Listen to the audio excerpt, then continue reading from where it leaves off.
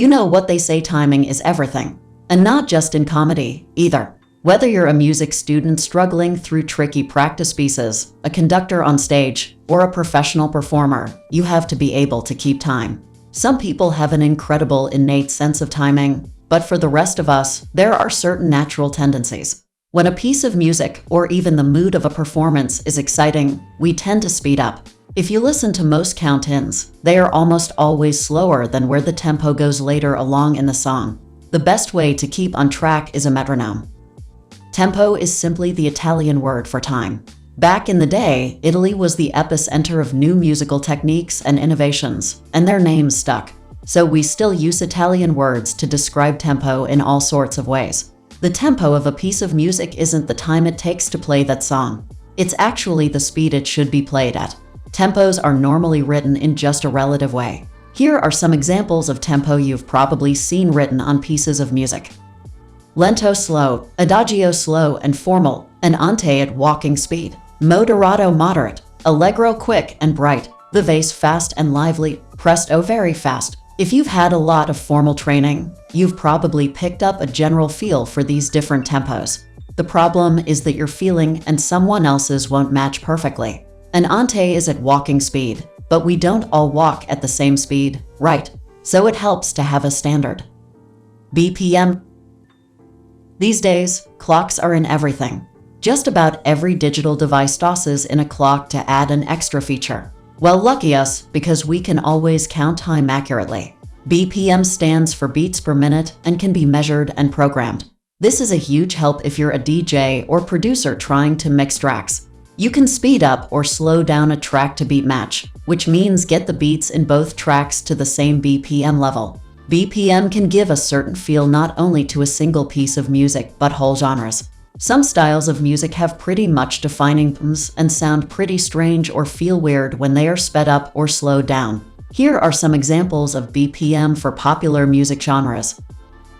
60 to 80 BPM hip-hop, 85 to 95 BPM house, 115 to 130 BPM rock, 110 to 140 BPM dubstep, 135 to 145 BPM drum and bass, 160 to 180 BPM. While these are by no means set in stone, they are pretty well accepted.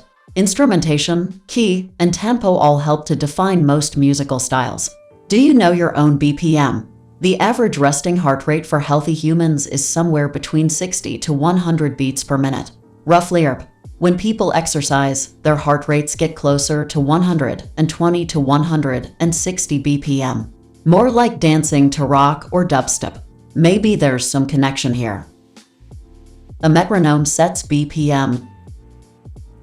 Back to the question, what is a metronome? Well, it's a machine that sets a tempo in BPM for you to follow as you practice or play through a piece. In case your ancient Greek is rusty, this comes from metron, which means measure, and nemo, which means I lead.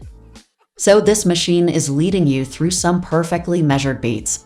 Isn't Greek cool? The metronome has a murky history. Some people claim it was invented as early as the 9th century in Andalusia. Others claim that Galileo invented it by using a pendulum swinging back and forth that you could watch to keep track of tempo. We do know that by the early 1800s, the mechanical pendulum metronome was already on the market. It was sort of like a wind-up clock. All you did was wind it up for power and set a tempo. The pendulum on it would swing back and forth, making a click each time. Different types of metronomes. You can still buy fully mechanical metronomes, such as the classic accurate mechanical metronome. They're kind of cool in a retro sort of way. They're reliable and don't need batteries, but you do have to win them. Electronic metronomes, such as the excellent Seiko SQ50V quartz metronome, use a battery or a C-power and have built-in quartz crystal technology that's used in most clocks today.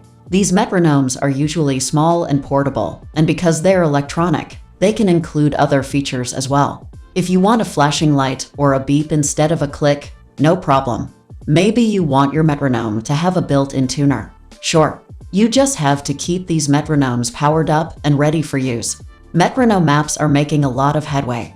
They work in just the same way as electronic metronomes, but run off your phone or other device's battery and brain power. There are a lot of free metronome apps that work well. At the same time, they eat your battery power and may be interrupted by calls and text alerts. They still have some bugs to work out. Interested in learning more about music and instruments? Our experts are full of helpful advice and information, so check out our handy guides on the easiest musical instruments for adults to learn, what is considered a string instrument, types of vocal timbre, exercises and tips for better finger dexterity, and odd time signatures for more useful information. Also, have a look at our helpful videos on different types of guitars you should know, how to tune a 12-string guitar, everything you need to know about guitar sizes, how to buy a used piano, how to clean your piano keys, and how to play drums for more great tips and hints. Final thoughts.